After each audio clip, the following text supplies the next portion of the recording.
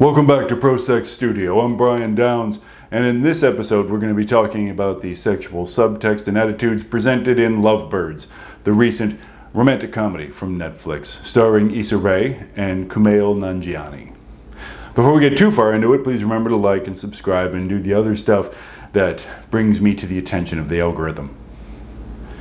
This film was about the murder that saved the love of Leilani and Gibran, played by Issa Rae and Kumail Nanjiani. It opens on the morning that he leaves her house for the first time. They walk out the front door and pause. Clearly they do not wish to part from one another. They invite each other to breakfast. Then we get a montage of them eating breakfast in a restaurant, walking in a park, talking about the social event where they first met the night before, having drinks in a bar. Their chemistry is obvious. They're falling in love. At the end of the montage, Gibran starts to lean in for a kiss and she stops him saying, "Wait, what is that face? Is that your I want to kiss you face?" But she clearly accepts the kiss a moment later. She says something like, "This is my I want to kiss you face too." They manage to kiss, but it has to be awkward first, right? Has to be awkward. Has to be a confrontation, which of course is negative meme number one, the wanting disaster. Wanting sex, desiring sex leads to a bad result, even in this minor way where a woman who is clearly interested in being kissed has to make it awkward first and imply that there's something wrong with him for attempting this kiss, which of course is the negative meme. Your problem is sex. Protagonists who are interested in sex are doing it wrong, making a mistake. It's a character flaw, something they need to be corrected for. But they do have a passionate and beautiful kiss. It's the beginning of their relationship. He whispers to her, "You are unbelievable." A placard tells us 4 years later. So they met last night and he was leaving her place this morning, but there is no reference in the dialogue to them having sex the night before or not having sex the night before. No reference at all. And why isn't all of this set last night? They met at a party. They apparently went to her house. They stayed there till the hours of the morning when it was time for breakfast, clearly falling in love, forging a connection. Why don't we see any of that? Because the movie's sort of implying that they had sex, but then the movie sets up the kiss over drinks the next afternoon like it's their first kiss. What it's doing is keeping the sex off stage. For a movie that's allegedly about a sexual relationship, we don't see any sex or hear them reference sex. But they kiss over drinks and he murmurs to her, "You are unbelievable." And then, as I mentioned, the placard tells us 4 years later. This is the negative meme celebrating celibate marriage. They aren't legally married, but their relationship is a long-term monogamous one where they live together. So it's a lot like a marriage. And movies push the idea that relationships ought to be celibate. The relationships we're supposed to be backing are celibate ones. There's no mention of sexuality here. We don't see them have sex. They don't mention ever having sex. They don't mention it. They don't say, "Let's go have sex." Nothing like that. They try to keep sex as much off the table as possible. So it's 4 years later, and we smash cut to him yelling at her, "You are unbelievable," while they argue in the home they share. They are yelling at each other about whether or not the two of them could win the game show The Amazing Race if they auditioned and if they were chosen as competitors on the show, which they haven't been. So what we've got here is two consenting adults who are clearly very into each other, kissing passionately, and then we skip the next 4 years entirely so we can get to the stupid arguments, where they're worried that the neighbors are going to hear them yelling at each other about a game show they're not on. No sex again. We don't hear any reference to sex. They aren't having any sex. We don't see them in bed together. They do not kiss or embrace. The argument about The Amazing Race quickly moves on to an argument about whether or not they should schedule time to have sex later that night. First, they're going to a dinner party with friends, but Gibran would like to get home early. He says, "I thought we could have sex." She immediately reacts negatively. "Oh, that's spontaneous." She wants sex to be more spontaneous. But notice how this is set up. They don't make any reference to any sex they have had. No. As far as we know, these two people have never had sex in their entire relationship. He suggests that they could have sex later, and she reacts negatively to the suggestion because it's not spontaneous enough. But she's still reacting negatively to her live-in boyfriend's suggestion that they have sex. This is the negative meme, danger is sex. That sex is presented as dangerous or repugnant or bad in some way. He mentions sex and their argument only escalates. This is also, your problem is sex. He expresses sexual desire for her. He wants to schedule some sex, and she reacts negatively to the suggestion. It's not spontaneous enough. I appreciate spontaneous sex, but on the other hand, it can be tricky to make happen. You spontaneously both have to be in a private place at the same time when your clothes fall off for at least 45 minutes. It's hard to make that happen spontaneously. So we see that their relationship is utterly without sex, but also very dysfunctional. And they don't even get to that dinner party before they break up in the car on the way. And 1 second later, they witness a murder. So hijinks ensue as they flee from the police and try to clear their names as suspects. They do eventually wind up at that dinner party, and Leilani admits to one of their friends, Rhea, that she and Gibran have broken up. Rhea is shocked and says that Leilani and Gibran are like the best couple ever. And Leilani replies, no, you and Bobby are the perfect couple. You have sex constantly and brag about it on Instagram. And Rhea tells her that in fact, she and Bobby fight all the time, and the Instagram bragging is not about their frequent and passionate sex life. Rhea stages it to make her exes jealous. Which is interesting, because Leilani seems to think that the perfect couple would have sex frequently, but the movie is saying, no, wait, did you think that those NPCs were having sex frequently? Because they're not. Nobody is. Also, maybe one of the reasons that Rhea and Bobby have so much friction in their relationship is that Rhea's priority in their sex life is not sex with Bobby. It is using Bobby as a prop to cause emotional pain in others.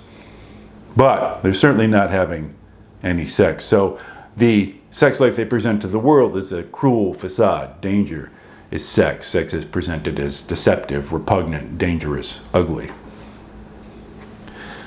They only stop by the party to get one of their friends to crack into a cell phone that they've picked up as a clue in investigating this murder. They get the friend to do it on a false pretense. Investigating the murder, using this cell phone that the dinner guest got into for them, Leilani and Gibran discover that it somehow involves a secret society called Sacrarium. They infiltrate a Sacrarium event in disguise. It turns out that the event is a ritual wherein 10 members of the masked audience are selected at random to perform in a group sexual encounter on stage. Who is having adventurous and erotic evenings? Not our heroes, our villains. Because it's villains who sex. That's one of my negative memes. People who have sex, who seek sex out, who have adventurous and passionate sex lives are usually evil. And this secret society is evil. Also, the actual sex is staged and shot in such ways to be virtually invisible to we, the movie audience, and really unsexy. And what happens next before anybody orgasms? The master of ceremonies suddenly orders the action to stop and sends the participants off stage. Then he announces that there's an imposter in the audience, that they figured this out by examining the passcodes that have been used to gain access, and demands that everyone remove their masks in order that the imposter be identified. This is the wanting disaster. Wanting sex, having sex, pursuing sex, being interested in sex leads to a bad result. They go from watching the sex, which Leilani was definitely enjoying, to suddenly being in grave danger. Leilani was enjoying watching the sex. Gibran was very uncomfortable with it. So they're not even on the same page there. Well, the master of ceremonies demands that everyone take off their masks, and hoping to blend in with the crowd, Leilani and Gibran do just that. And the master of ceremonies says a true member knows never to remove their mask. They're the only unmasked people in the whole auditorium now. So it is clear who the infiltrators are. And the cult begins to descend on them in a sinister way. But Sacrarium does not give their burnt offerings to the gods because the police rush in, the cult rushes out, and Leilani and Gibran are now in police custody. where they are surprised and delighted to discover that the police did not think that they committed the murder. No, Detective Martin only wants to interview them as witnesses. Traffic cameras showed they didn't commit the killing. While our heroes are babbling in relief, they start talking about Sacrarium. Leilani says the lucky people had sex. The lucky people. Leilani seems to long for sex, but can't get it in spite of the fact that she lives with Gibran. Again, that's celebrating celibate marriage. We're supposed to hope that these two people manage to reunite and reconcile, even though their relationship is sexless. We're supposed to back the sexless relationship, even as Leilani looks enviously on total strangers and acquaintances who seem to be having sex. So as it turns out, Sacrarium, which the police was going to shut down for good, was merely being blackmailed by the killer. So why should it be shut down? If it's just a fancy swingers club, why did they seem to be willing to kill anyone who snuck in under false pretenses? Why not just throw the infiltrators out, or have them arrested for trespassing, or make them sign NDAs? The actual secret society doesn't seem to do anything except stuff between consenting adults. It's a sex club. Why is it presented as sinister and mysterious and dangerous and something that needs to be shut down? Because sex is bad, dangerous sex. Of course, the killer tracks down Leilani and Gibran for a final confrontation. They defeat him and the authorities rush in to tie it all up. We see our heroes share one sexy kiss as they reconcile. Then they are being taken to the hospital in the ambulance to be checked out in an abundance of caution. They don't seem to be injured, they're not. And then they say to each other, sex in an ambulance would be freaky, right? But we don't see any sex in the ambulance. It cannot be confirmed by the text that any sex took place in the ambulance. And they quickly fall to kind of silly bantering where, where camera's pulling away, the ambulance is pulling away, and we hear Gibran saying, I'm going to put in some work, and Leilani's like, don't say that, that's dumb. And we cannot be sure that any sex actually took place in the ambulance. And look at the way they talk about it. It would be freaky. This is very common, this negative vocabulary used about sex. Freaky, dirty, whore, slut, etc., etc. Words with negative connotations, insults are used. These are our universal vocabulary for sex because we've been trained to hate ourselves by Hollywood. The denouement of the film is a year later with them bickering at each other as they run through the streets of London as contestants on The Great Race.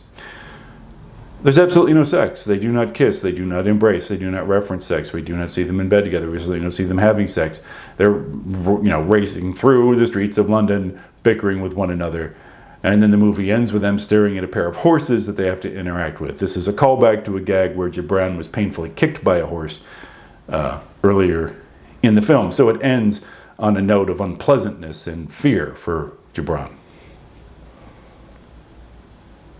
This movie is about the allegedly sexual relationship between these two people, but they never mention having sex, except in the ambulance, where they seem to be talking about it theoretically. Sex in this movie is presented as sinister, bad, weird, something that the police should shut down for good in the case of Sacrarium, which doesn't seem to be anything but consenting adults enjoying themselves. In the end, this film, like a surprising number of romantic comedies, is powerfully sex negative. I hope you'll come back next week for another video. Please look at my existing videos. I've done playlists on the MCU, on romances, which is where you find this film, and on other genres and types of entertainment as well. I'm still Brian Downs. Thank you for your time.